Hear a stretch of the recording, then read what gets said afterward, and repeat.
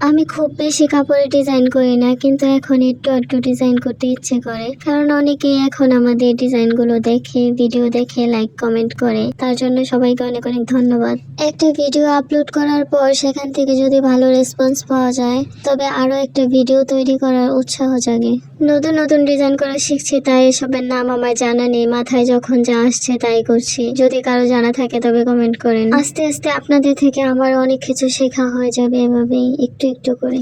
আমি যে বক্রমটা দিয়ে কাজ করছি এখানে কোনো আঠা নেই, তাই প্রথমে সেলাই করে বক্রমটাকে সেট করে নিয়েছি, তারপর এক্সট্রা কাপড়ের সাথে সেলাই করে নেক ডিজাইনটা তৈরি করে নিচ্ছি।